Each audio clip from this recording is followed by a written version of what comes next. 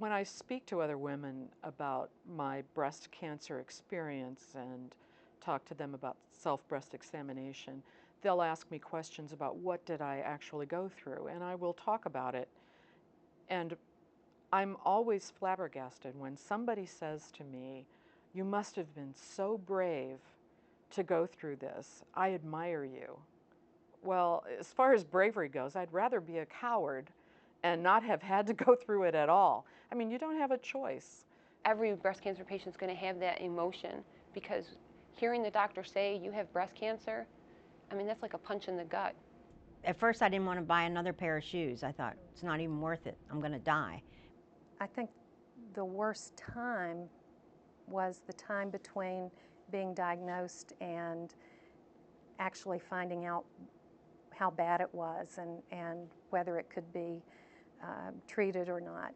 And that was the most frightening time. When I was diagnosed, they told me that the tumor was 5 centimeters, and I'm a bright woman, but I don't use the metric system, and I had to go home and pull out a ruler and see just how big 5 centimeters was. To me, having a mastectomy meant that I was losing part of me. It was the feminine part of me. But I'm not a breast. I'm a person.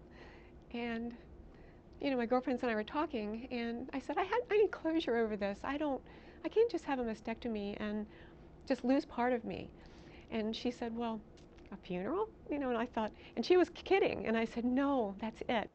I used to be very, like a type A personality, like everything was like, ah, you know. But now, you know, I always compare it to chemo. So is it as bad as chemo? Will it kill you? Can it wait till tomorrow? So if it's only like, do you have to get to this concert next appointment on time, or do you have to do, well, is it going to kill you if you're a little late or it's not in your calendar? No. Is it as hard as chemo? Is it going to affect your life? No. In that case, let it go, and things will work out. And once I had that idea, that mentality, everything kind of fell into place, and I didn't have to search for anything. It just came to me. All the things, that noise that crowd around your life, they fell away so quickly, and my life became black and white. It was so simple. Every single thing I had to do was focused on saving my life. You know, it doesn't really matter what the stage of your breast cancer is, because you're going to fight the hardest you can regardless. And it was just a revelation for me. I'm real clear that God has nothing but good intentions for me and for my family. And I knew that it would be a journey that I was not going to be going on alone.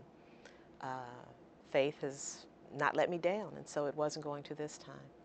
Having breast cancer, I think, has taught me that I don't have to be so independent, and that I can rely on other people, and that I can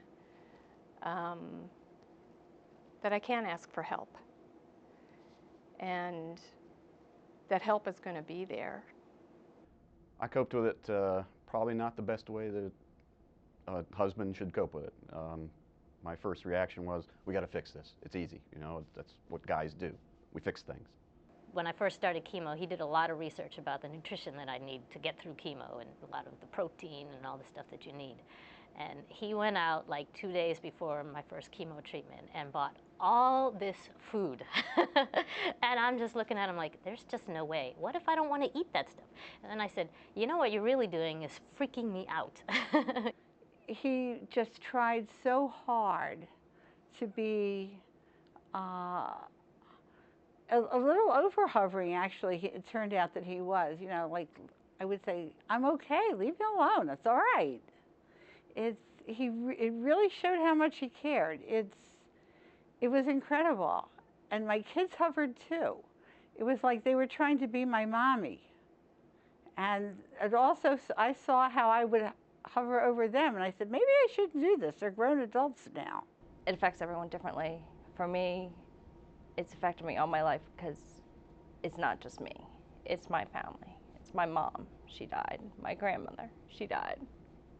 I was diagnosed at 35. My sister was diagnosed 7 months later at 42. It needs to stop.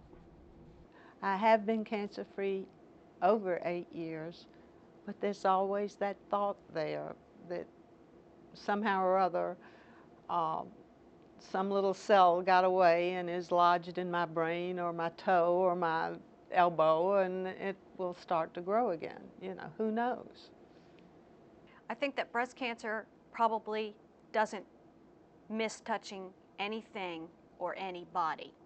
It's everywhere. It's affected someone you love, someone in your family, a coworker, the teacher at school.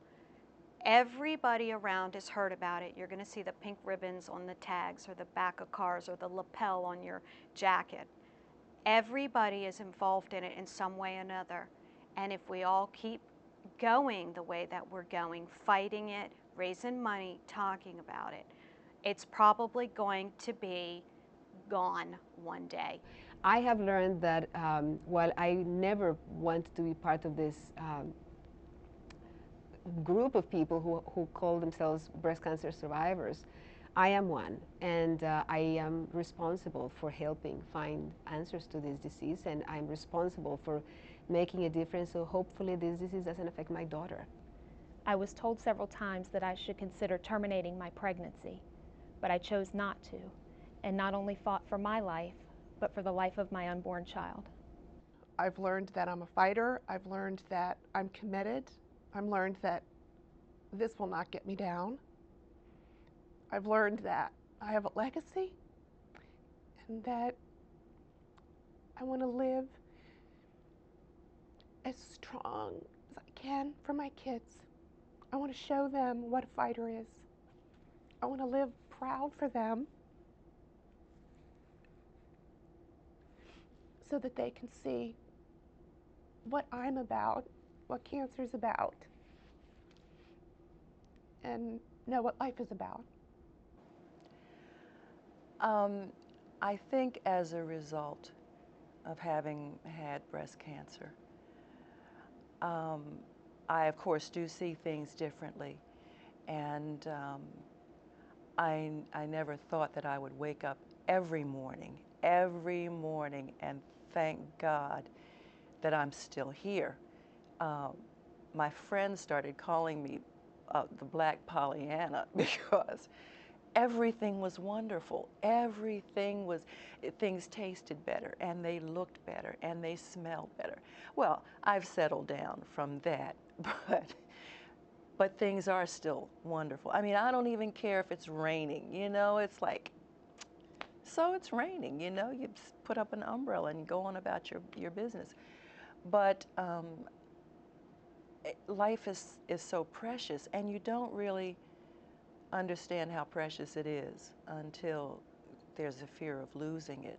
Since I've been a survivor for 14 years, I consider it my job to live a good life, to help others when I can, and to just enjoy life. It is my job, and it frees you up to do a lot of things. You can say no to a lot of things that you don't necessarily want to do, but it's my job to have a good life, and I am living life large, and I'm having a good life.